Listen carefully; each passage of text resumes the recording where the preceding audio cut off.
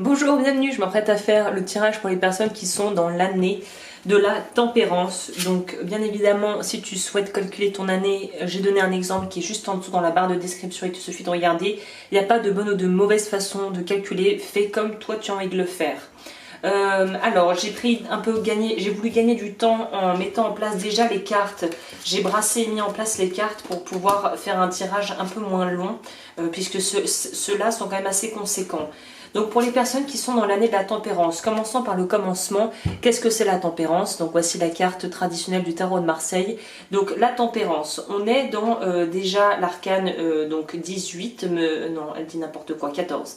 Donc 14, donc on est dans une idée, la tempérance comme on le voit porte deux jarres d'eau qui sont communicants. Il y a un peu l'idée des vases communicants, de trouver un équilibre. Il y a un côté aussi un petit peu divin puisque la tempérance a des ailes qui pourraient ressembler à des ailes d'ange. Elle a le regard tourné vers le passé, donc il y aura peut-être une notion aussi de devoir aller chercher dans ses racines et dans son passé pour avancer.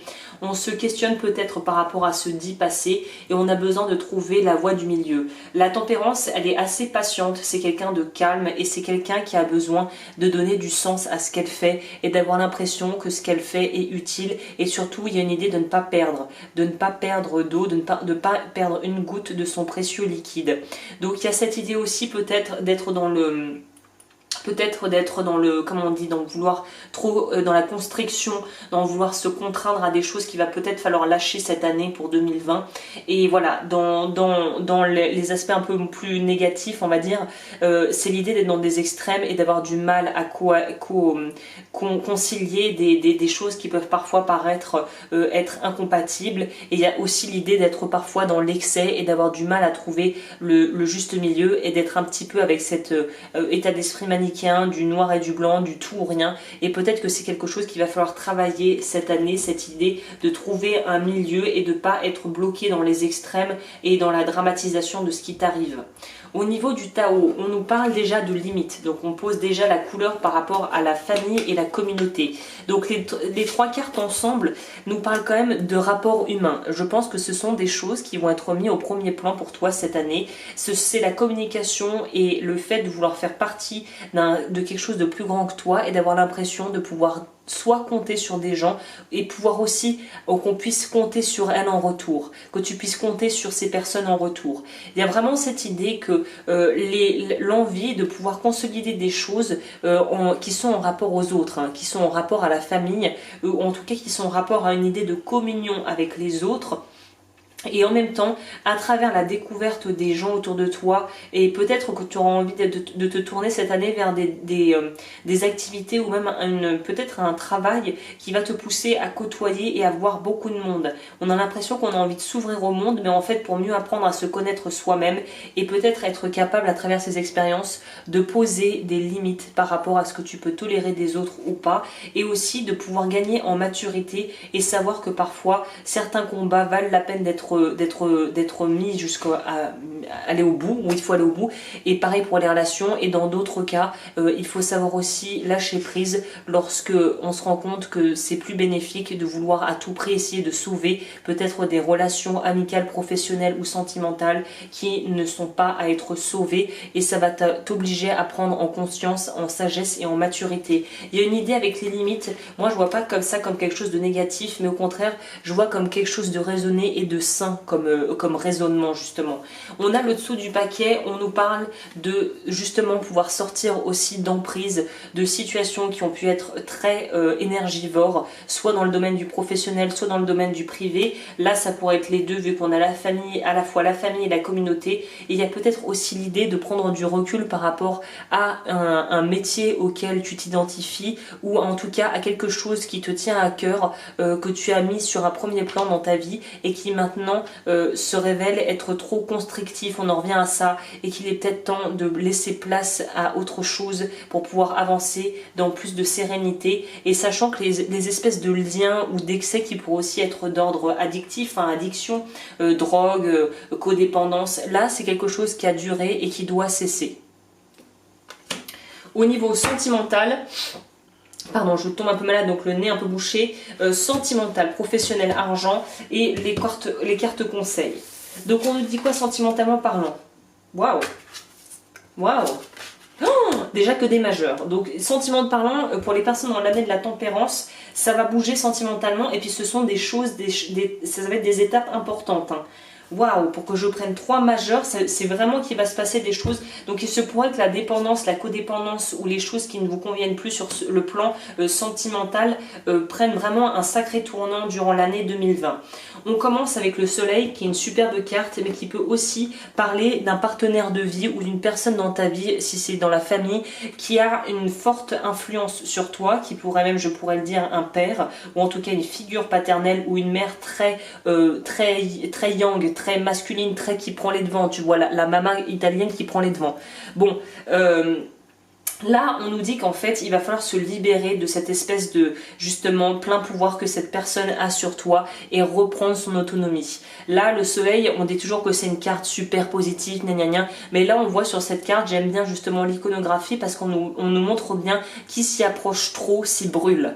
Donc, il y a vraiment cette idée de pouvoir récupérer son pouvoir d'action en se distançant de situations trop énergivores ou des espèces de relations passionnelles mais en fait où on s'y brûle et on y perd des plumes. Et c'est ce que je pense que la plupart d'entre vous vont être appelés à faire à travers une véritable transformation, alors que ça soit une transformation de la relation, soit une véritable séparation. Et pour moi, on clôt un cycle. Donc pour les personnes qui sont dans des relations qui sont pas saines et qui sont abusives, où vous vous sentez pas respecté, là on vous dit qu'il va falloir y mettre un terme et que l'année va être vraiment sous le signe de la fin de quelque chose pour laisser quelque chose de nouveau émerger. Donc il y a beaucoup de relations qui vont se finir, il va y avoir peut-être des nouvelles rencontres qui vont se faire, mais je vois plutôt d'abord des choses qui se terminent et c'est peut-être pour ça que beaucoup d'entre vous vont vouloir vous tourner vers quelque chose de plus communautaire et de vouloir vous focaliser sur votre famille et votre foyer plus que sur l'idée de trouver l'amour ou de retrouver l'amour si tu t'es déjà séparé, puisqu'en fait on a besoin de se reposer sur le plan sentimental, on a besoin de digérer tout ce qu'il va y avoir à digérer au niveau sur ce plan-là et peut-être aussi la maltraitance et les abus qu'on a pu subir si on a été dans des relations, comme je le disais, abusives et toxiques. Donc il y a vraiment une épuration qui se fait au niveau sentimental, don de soi, amour spirituel. Je pense que beaucoup ont beaucoup souffert ou vont passer par des étapes transitoires au niveau des relations qui vont vous pousser à vous ouvrir à une certaine forme de spiritualité si vous étiez complètement fermé à ça. Peut-être que 2020 est l'année où vous allez vous ouvrir à quelque chose d'autre, quelque chose qui vous dépasse, que vous ne pouvez pas vraiment expliquer, qui ne se comprend pas, qui peut seulement être ressenti. On va voir ce que l'oracle a à dire sur cette carte qui est une très belle carte. La rose est quand même symbole d'amour. Hein. Donc on nous dit que on est dans l'amour divin et en harmonie avec l'univers, épanouissement de soi. Donc accomplissement et réussite d'un projet ou d'une création artistique. Donc je pense que beaucoup vont avoir besoin de pouvoir évacuer toute la peine, la douleur et peut-être aussi les non-dits qui ont pu avoir lieu à travers une forme de créativité quelle qu'elle soit. Si tu aimes écrire, c'est peut-être l'année de te lancer pour enfin écrire ta première nouvelle. Si tu aimes peindre, c'est peut-être le moment de commencer à vouloir envisager de pouvoir peindre des choses qui seraient montrables au monde, exposables en galerie. Et il y a cette idée de vraiment transcender l'humain pour aller vers le divin, puisque comme je le disais, la tempérance a un aspect humain mais est aussi relié avec le divin et il y a une idée de se questionner sur ses fondamentaux, sur les fondamentaux de sa vie. Donc là sur le plan sentimental on dirait que vous n'allez pas y réchapper, il va falloir clairement changer le tir au niveau du cœur, hein. Ça c'est sûr et c'est clair. Sur le plan financier, on doute. Sur le plan financier, on doute.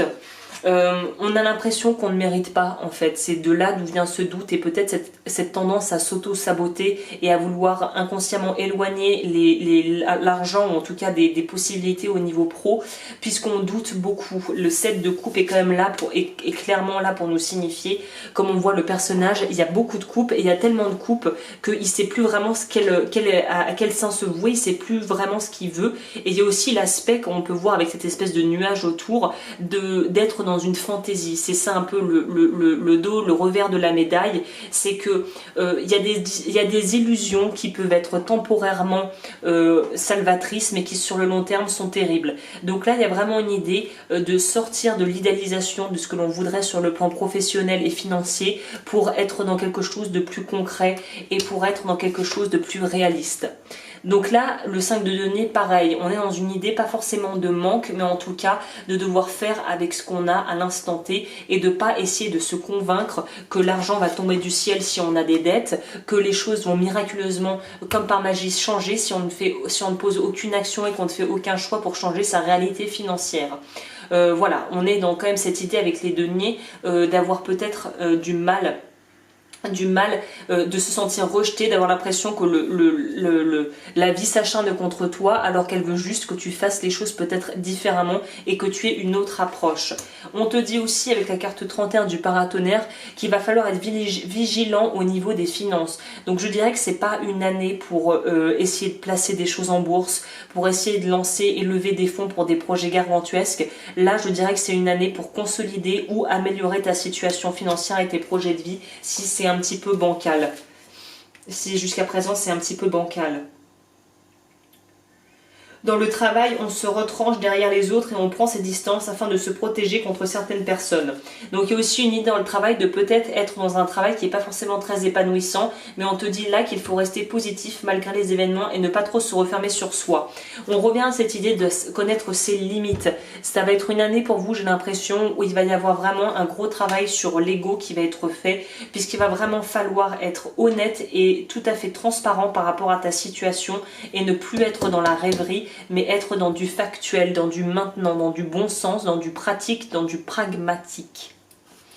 Au niveau du conseil, on nous dit quoi? On a encore des majeurs, donc décidément, ça va être une grosse année pour vous. Pauvreté. Alors, on n'a pas d'inquiétude.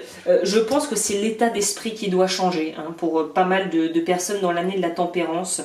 On voit que on a des ressources, on a clairement des ressources puisqu'on a le roi d'épée qui est quelqu'un qui est quand même assez incisif, qui va droit au but, qui a une très vive intelligence, qui est vif d'esprit, qui est là plutôt un protecteur de la vérité, mais qui peut être aussi dans son mauvais côté très manipulateur et très cynique. Et là, c'est ça qui ressort avec la carte de Dahlia de la pauvreté, c'est d'être dans un cynisme et de perdre espoir et de nourrir la noirceur plutôt que d'essayer et de se focaliser sur ce qui fonctionne au lieu de bloquer sur ce qui ne marche pas. La papesse est une carte majeure qui nous parle de l'inconscient et des choses qui ne seront révélées qu'au moment où elles doivent l'être.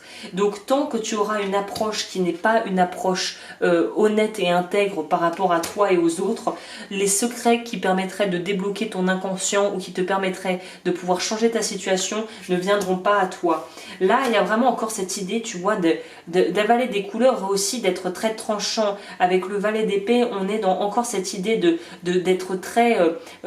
soit de trop parler et de parler pour rien dire, soit au contraire d'être peut-être trop impatient. Là, il y a une idée de prendre son temps et de quelque part... fais attention à ce que tu pourrais dire aux autres de parfois peut-être un peu brutal parce que le revers de bâton pourrait arriver plus vite que tu ne le penses.